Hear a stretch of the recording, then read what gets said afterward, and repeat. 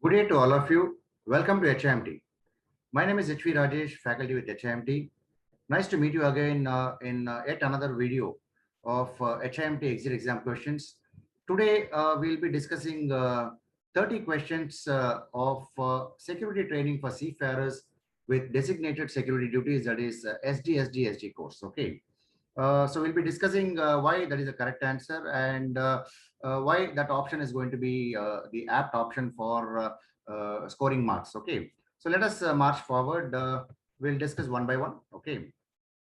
So sample questions for SDSD exit examinations with explanations.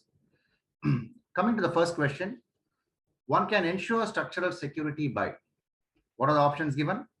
Sealing of the ship, limiting access points, locking all doors, limiting entry into the ship. So let us see what is the right option. Okay, sealing of the ship, okay, not considered as the right one.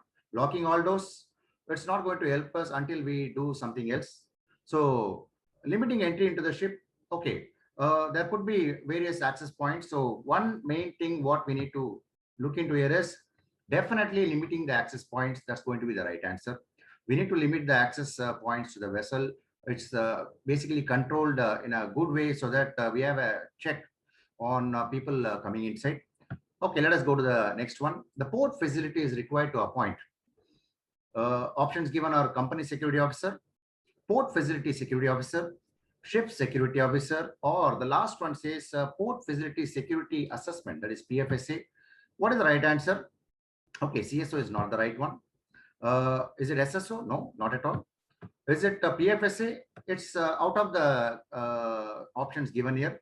So the best option is yes, PFSO, port facility security officer. So the port facility should definitely appoint a PFSO. Okay, let us go for the third question. The term security level refers to. So we have various security levels, you know, level 1, level 2, and level 3. Okay, so each security level gives quite information to the vessel as to what are the security measures to be taken care in each and every security level. So what are the options given? The degree of risk that a security incident will occur. Next one, the level of casualties, the level of danger, and the probability of an attack. So let us say what is the correct answer. It's not the level of casualties. Okay, it could not be the level of danger. What about the option D, the probability of an attack? No. So you're right there. The correct answer is the degree of risk that a security incident will occur. That is being basically given as a security level. We have 1, 2, and 3 levels, right? So let us go for the next one. Controlling embarkation of persons and their effects is done by. Okay, you can see some lengthy options here. Okay, let us go one by one. Option A, visitor control, personal effects and body searches. Option B, baggage control, personal effects and body searches. Option C, access control, personal effects and body searches. And the last one says CCTV control, personal effects and baggage control. Let us see what is the right answer for this. It's not option A, definitely. Okay, is it B? No, not at all. Is it D? No, not at all. So you got the right answer. That is option C, which says access control, personal effects and body searches. That's correct. Go to number 5 now. To prevent a pirate attack, first line of defense is, okay, what are the options? Proper lookout, okay, maximize the speed of your vessel, okay, next option, seal all entrances to accommodation, and the last one says early detection. Let us see what is the right answer. Proper lookout, okay, it's not going to help us in prevent a pirate attack. Why? The pirates are already there. They might be trying to board, right? So maximizing the speed also is not going to help us because they can easily catch up with our speed. Seal all entrances to accommodation. Okay, not the right answer for this question. So the right answer will be an early detection so that you get enough time to activate the procedures, what needs to be in place. And also you can deter a pirate attack a little bit. More thing is we need to take more time, right? Don't give easy access for the pirates. Let us fight with them so that they take their own time. Okay. So what is question number 6? IMO introduced ISPS code and made it mandatory to enhance security. Okay, this came into effect in which year? That is basically what they want to ask you. So first option is July 2004. Then you have December 2002, July 1998. And the last option says after 9/11 incident. Let us see what is the right answer. It's not December 2002. No, not July 1998. It's very early. So, okay, the right option may not be even after your 9/11 incident. So, what is the right answer is yes, it came into effect from July 2004. Okay, that's correct. So, let us go to the next question. Number 7. To meet the requirements of ISPS code, the most effective and practical methods used by port authorities for surveillance is, what is the first option given? Dedicated task force to bolster security. Use of security cameras, that is option number 2. Number 3 says use of thermal cameras. And the last option says trained security staff. Let us see what is the right answer. Okay, it's not dedicated task force which can improve the security. Okay, it may not be the thermal cameras. We are not going to use it on board as part of our security equipments. Is it a trained security staff? Okay, not every person on board with security duty is a trained security staff. So the best option will be to go for security cameras. That's correct. So let us move to question number 8. Security equipment and systems need not be. What is the first option? Calibrated and tested before every use. Second one says kept under lock and key. Third one, tried out during each security drill. And the last one says included in your pre-maintenance schedule, that is your PMS. Let us see what is the right answer. A, calibrated and tested before every use is not right. Then C is also not correct. Tried out during each security drill. Included in PMS is not the apt one for this particular question. So what is the best answer for this particular question is kept under lock and key. So which means that you don't have to keep it in a lock and key. It can be accessible for all the crew with designated security duties, right? So question number 9, ship security assessments are the responsibility of. So who is more responsible to carry out a ship security assessment on board ships? Is it a PFSO? I don't think so. Why? Is mainly going to look after the port facility, right? So is it SSO? Not at all. SSO is responsible for onboard, right? But who is more responsible? It cannot be a designated person. We cannot openly say a designated person. Yes, the responsibility lies with the CSO, company security officer, right? So that person is more responsible to carry out a ship security assessment on board ship, right? So let us go to number 10. The use of water spray and foam monitors to deliver jets of water on an attacking skiff. What is the purpose of using a jet water spray onto the approaching pirate boat? So is it to sink the boat, or is it to injure the pirates, or to deter a pirate boarding? The last option says to soak the pirates. I don't think option D would be anywhere close to the right answer. So let us see what is the right answer. Okay, not the best option of sinking a boat. Okay, not to injure the pirates. We are not going to do that in any case. Okay, so there is no point in soaking the pirates. Only best option what you can see here is yes, deter a pirate boarding. That's true. You need to deter a pirate boarding. I told you take more time. Okay, let us not give an easy fight for them so that we save on some time to activate the emergency procedures related to a pirate attack on board, right? Okay, let us go for number 11. DOS, that is a declaration of security, is exchanged between whom? Okay, first option says SSO and PFSO. Second option, SSO and company. Third option, SSO and the administration. And the last option says SSO and master. What is the right answer? It's not the between SSO and the company, not at all. SSO and administration, never a question comes like this. SSO and master, because both of them are on board. So what is the right option is between SSO and PFSO. Definitely declaration of security can be exchanged during various scenarios. Okay. Yes, let us go for number 12. The precise circumstances when a declaration of security is required by the port facility can be established through who is the responsible person to liaise with the required authorities to get it. So is it the PFSC? No, not at all. PFSA stands for Port Facility Security Assessment. So it can't be the right answer. What is the first option given? The PFSO. Third option is the CSO. And the last option is the SSO. Let us see which is the next right answer for us. Okay, it's not the CSO, Company Security Officer. It's not the SSO. On a port, definitely the responsibility lies with the PFSO, the Port Facility Security Officer, right? Okay. Let us go for number 13. Ship security drills must be conducted at least every 2 months, 3 months, 4 months, or 5 months. What is the right answer?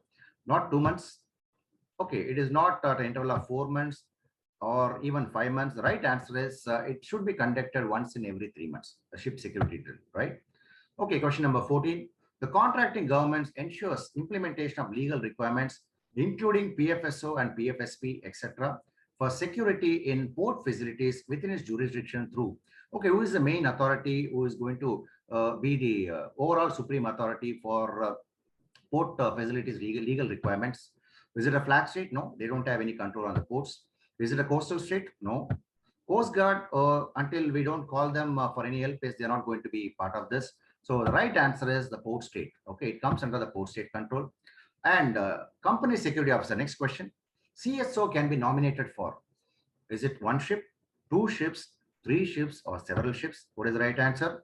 Okay, it can be definitely nominated for several ships, provided that person is able to handle all those ships when it comes to the actual requirements, right? So a CSO can be appointed for many ships, several ships. Okay. So question number 16. During the verification of SSP, a ship's security drill is conducted, and the observations, if any, found needing corrective actions will be if. So what are the corrective actions that needs to be carried out? First option says SSO demonstrate excessive control. Then second option, measures over and above in SSP is implemented. Then master's actions are proactive and in line with SSP, that is your ship security plan. What is the last one? There is inadequate participation of crew members in the drill. Let us see what is the right answer for this, right? It's not the first option, not the second one also, not the third one. What is the correct option is, yes, if there is an inadequate participation of crew members in the drill, definitely that would be requiring corrective actions. Okay, yes, let us go to number 70. Actions which are not necessarily be part of assessment of a security drill, which is not part of a security drill, that's what they're asking. Debriefing by master and SSO, first option. Second option, disciplinary action against any crew member. Third option, analysis and discussions on takeaways from drills. And last option, written report of the drill. Okay, let us see what is the right option. It's definitely a debriefing by master and SSO will be carried out with the crew members after completion of the drill, right? So that is true. So analysis and discussions on takeaways from drill also will be discussed, definitely. And we need to have a written report of the drill where we need to send it to the required authorities. So what is the right option here? Definitely option number B, where it says disciplinary action against any crew member. That is not going to be part of any drill, right? Question number 18, overt methods to overcome security measures. What is overt? Means openly. Covert is secret. It's opposite word of covert is overt. Methods to overcome security measures. What is the open way of attack? That's what they are basically asking. What are the options given? By forcefully breaking and entering. Second one, by disabling alarms. Third option, while the guards are sleeping. And the last option, by befriending the crew members. So what is the right answer here? It's not by disabling alarms. It's not while the guards are sleeping. It's not the last option which says by befriending the crew members. Right answer is by forcefully breaking and entering. This open way of attack, right? That's correct. Let us go to number 19. The declaration of security, DOS, to be completed on behalf of the ship by. So who is responsible to complete a DOS document on the ship? So is it a CSO? Okay, you know, options given are CSO, SSO, PFSO, and master. So right option is CSO is not there. Is it a port facility security officer? No, he is responsible only for completion of DOS when the port is going to request it from the ship. He's going to initiate that process. Master doesn't definitely come into this. Yes, it's the responsibility of the SSO, right? Okay. Question number 20. A ship maintaining higher security level than the port shall, prior entering the port, before that ship comes to the port, what is that is very much required? Okay. Option A says inform the PFSO and coordinate for any appropriate actions. Yes. Option B, divert to another port. Option C, carry out cargo operations outside the port limit. Option D says adhere to security level of the port. Let us see what is the right option. There's absolutely no question of diverting the vessel to another port because of this. It can be always set, right? So we don't have to carry out it says carry out the port operation outside the port limit is not a right thing.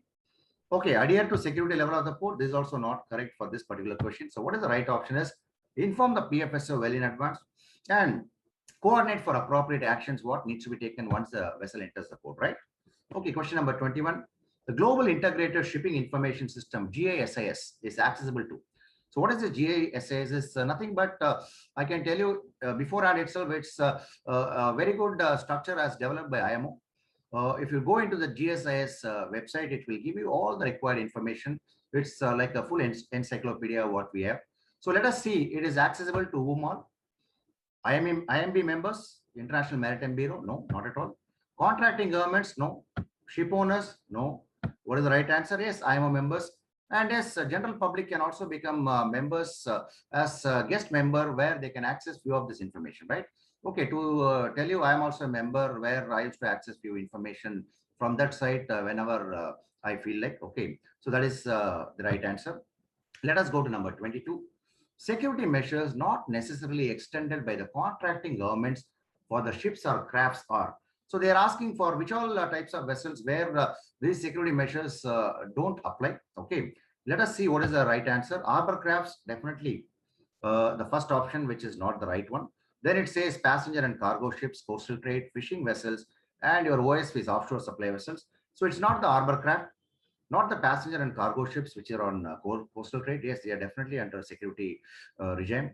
Then fishing vessels, yes, it's not the offshore supply vessel. So what is the right answer here is going to be fishing vessels, which is not going to fall under this part, right? Question number 23. To ensure ships personnel are doing their security duties properly, one must carry out. So how we can have a check on how the security duties have been carried out by the crew members. What are the options given? First option is continuous survey. Second option, on-scene security survey. Third option, intermediate survey. And the last option says surprise survey. Okay, let us see what needs to be done. Okay, not a right option, continuous survey. Again, intermediate survey also not the right one. Surprise survey, it's the name itself is a little bit new to me, right? So let us see what is the right answer. Yes, an on-scene security survey that needs to be conducted at regular intervals to have a check on the security measures carried out by the crew members, depending upon the security level. Okay. Question number 24. Items which can cause fatal damage to ship's property if used by pirates. Yes, very true. Pirates can have the potential to damage a vessel, but let us see how they can do that. Options given are explosives, then knives and sharp objects, spears, cyanide. Let us see which can give more potential damage. Not the knives and sharp objects. Spears, not at all. Cyanide, not to that extent. Yes, the right answer is explosives. When they use explosives, definitely it can cause loss of life and also structural damage to the vessel, right? So question number 25. The DOS, again, the declaration of security to be completed on behalf of the port facility by, what are the options given? Company security officer, ship security officer. Third one says port facility security officer, and the last one says port authority. Let us see on behalf of the port facility who is going to do this. Not the CSO, not the SSO, of course, not the port authority. The right answer is the PFSO who is responsible for this, right? Okay. So let us go to question number 26. The mandatory requirements of ISPS code is contained in. So where are the mandatory requirements contained in the ISPS code? Okay, so let us see the options. Conference resolutions. Second option says part A, third option part B, and the last one says introduction. Let us say conference resolution is not the right one. Is it part B? No. Is it an introduction part? No. So what is the right answer? Part A. So you should know that this ISPS code consists of part A and part B. Part A is the mandatory requirements and part B is recommended. Okay. So let us move on to question number 27. Complaints of security as per ISPS on board does not require. Okay. What are the options given? Periodic testing of communication equipments. Okay. Ship security plan to be displayed. Okay.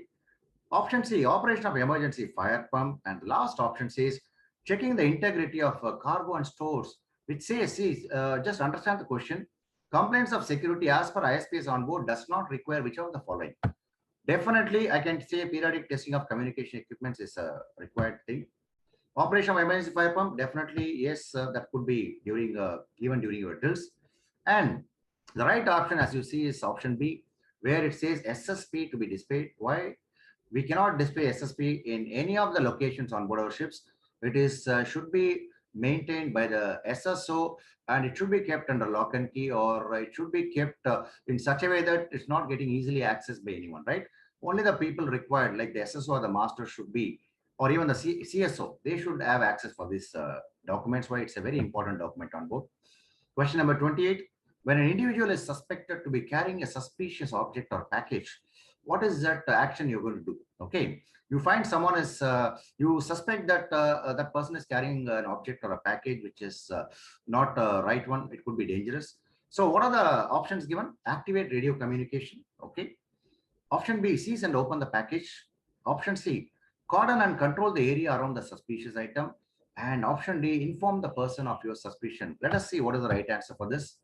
Okay, activating radio communication comes a little later. Okay, or I can tell you what is that needs to be done immediately. Okay, are you going to seize and open the package? Not at all recommended.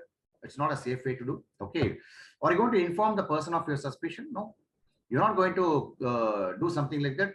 What is the right answer for this? Is yes, option number C, which says cordon and control the area around a suspicion item. I can now take the help of our crew members with security duties, so that we can just ask that person to be stand still, or we can ask them to stand by, whereby you are going to definitely cordon and control that area around the suspicious item, so that we can take some corrective action immediately without it is going to give any further damage, right? That is question number 28. Let us go to the last two questions. Number 29, the protection of people is called as options given: ship security, or is it called as a human security, or a crew security, or a physical security? What are the right options for this, right? It's not ship security. I cannot call it as a ship security. I cannot call it as a human security. I cannot call it as a crew security. What is the right answer? Yes, it's basically called as a physical security. Why? In a cargo ship, yes, the crew requires a physical security. If you take a passenger vessels, definitely the passengers and the crew members on that particular vessel do require right physical security, right? So that is what it says. Protection of people is called as physical security, right? Let us come to the last question, number 30. Security equipments and systems disallowed for use on board, which is a type of security item which we are not going to carry on board. That's what the question is all about. What are the options given? Locking equipments for all external doors. Okay. The second option is firearms. Third option, razor wire and barbed fence wires. The last option says citadel. Let us see what is the right answer. Okay, locking equipment for all external doors shouldn't be a problem. Definitely. Razor wires, barbed fence wires, we do have it. Okay, in an higher security level, we are going to definitely install those razor wires and barbed fence wires along the railings, both on the port and the starboard side. Is it a citadel? No, definitely not the right option. So you know what is the right option is the firearms, right? So firearms definitely are disallowed for use on board. Okay. Yes. So with this last question, we have completed 30 questions for your STSDSD exit exam questions. What generally you can think of in answering, right? So I take this opportunity once again to thank you all for the support what you have been giving us. I request you to subscribe to HIMT YouTube channel and do watch all the videos what is coming in the HIMT YouTube channel, so that we are also, we endeavor to make more videos of this. I know your encouragement is going to be a key factor for doing more and more. So once again, I take this opportunity to thank you all, and I wish you all the best and all the very best for your future tenures on board. Thank you once again. Have a good day.